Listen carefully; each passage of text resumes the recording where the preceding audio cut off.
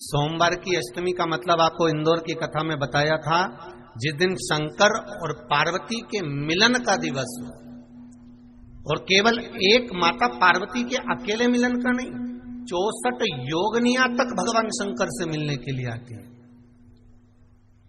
पीला चंदन लगा लेना। कितना लगाना है?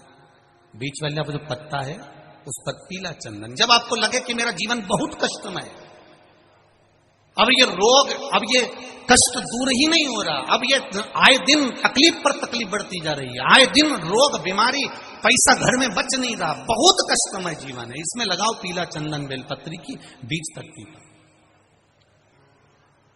महाराज, और बीज पत्ती पर जब चंदन लग जाए, लगने के बाद में ये दोनों पत्ती पर लाल चंदन लगा लीजिए। इन दोनों पत्ती के बीच में जो डंडी का भाग होता है, आपको कहा था, आपको स्मरण में होगा शायद, हमने जब बेलपत्री की महत्वता बताई थी तो उस बेलपत्री की महत्वता में कहा था ब्रह्मा विष्णु महेश ये 3 हैं, बोला था। बीच में ये बड़ी पत्ती से लेकर जो 2 पत्तियां होती हैं, इनके बीच में जो जगह बचती है, इसमें मां पार्वती के 64 योगनिया, मां पार्वती अपनी पूर्ण सिद्धि के साथ में जितनी भी देवी के स्वरूप हैं, वो माता 64 योगनिया देवी के स्वरूप में यहां पर विराजमान होती हैं। 2 पत्ती के नीचे से जो डंडी होती है नीचे तक, ये पूरी डंडी में 33 कोटि देवी देवताओं विराजमान होते हैं इस पूरी डंडी के अंदर। तो जो बीच वाली पत्ती है, ये जो बीच वाली पत्ती का जो भाग होता है, इस पत्ती के भाग में शहद का प्रयोग कर कर, यहां पीला चंदन, लाल चंदन, शहद का प्रयोग कर कर, इसी तरह से पकड़कर ये बेलपत्री की जो डंडी है वो अशुक सुंदरी पर जब आप समर्पित करें, तो जहां से जल बहता है उस ओर पर इस पत्ती को चढ़ाकर केवल आपके हृदय की बात कहकर देवाधिदेव महादेव से कोई भी शिव जी का मंत्र, पंचाक्षर नमः शिवाय, षडाक्षर ओम नमः शिवाय, श्री शिवाय नमस्तुभ्यम, या महामृत्युंजय मंत्र, जो शिव का मंत्र हो आपके पास में, उसको बोलते हुए देवाधिदेव महादेव को धीरे धीरे जल की धार चढ़ाना प्रारंभ करो। जल की धार जब पूर्ण होने लगे, उसमें थोड़ा जल बचे, तब अशुक सुंदरी पर जो तुमने बेलपत्र चढ़ाई है, वहां उस जलधार को चढ़ाए। ये प्रयोग आपको केवल सोमवार की अष्टमी पढ़ने पर ही करना है। कौन से दिन करेंगे? जम के बोलिए जरा।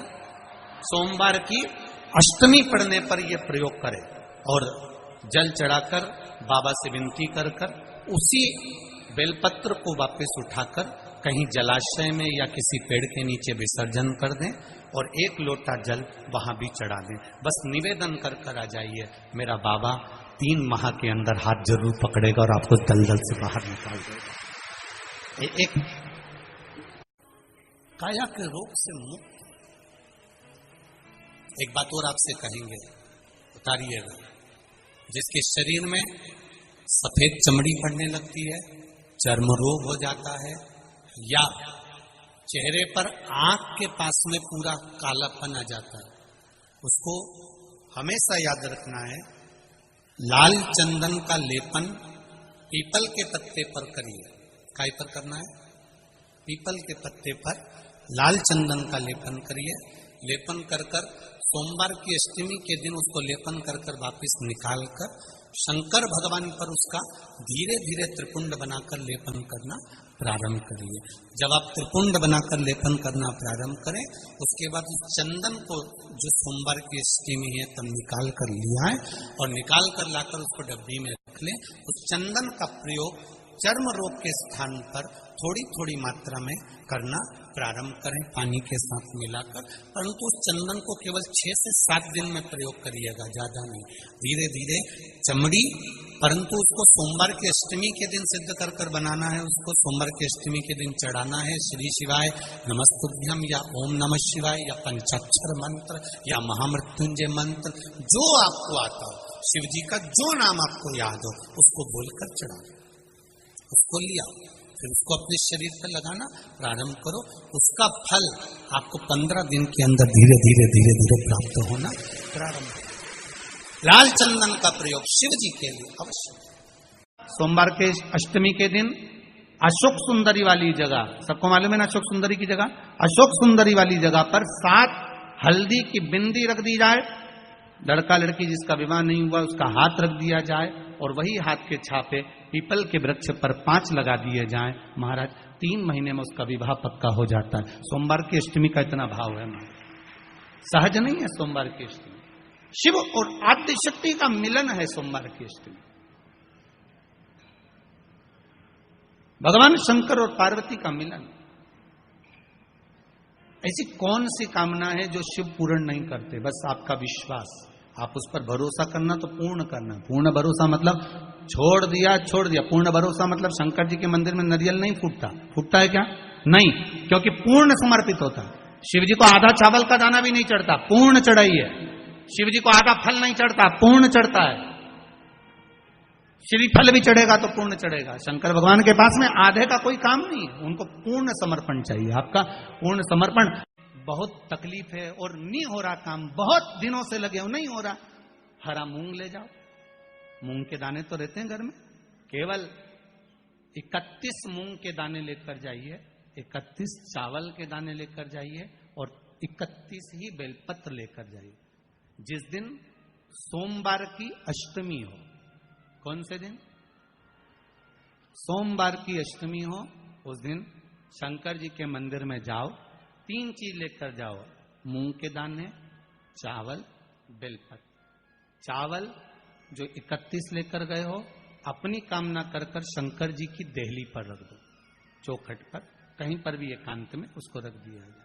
मूंग के जो दाने लेकर गए हो 31, वो नंदी के पास में, जो नंदी का पांव ऊंचा रहता है उस पांव के पास रख दीजिए।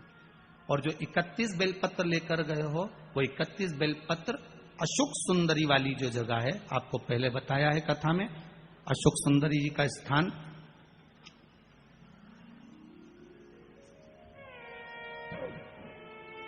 धारी, जहां से पानी बहता है, उसके बीच में एक मोटी सी लाइन होती है, जो शंकर भगवान की छोटी लड़की अशोक सुंदरी का स्थान है। शिव जी के 13 बच्चे हैं, 13 बच्चे में सबसे छोटी लड़की अशोक सुंदरी यहीं पर विराजमान होती है, जहां से पानी नीचे गिरता है।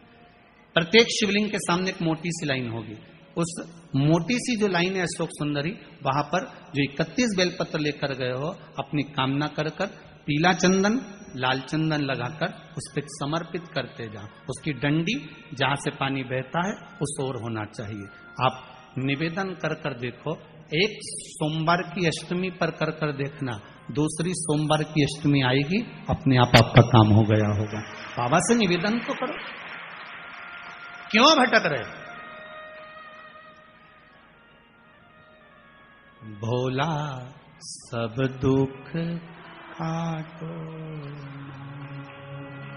शिव शंकर जपू तेरी माला, भोले बाबा जपू तेरी माला, भोला सब दुख काटो,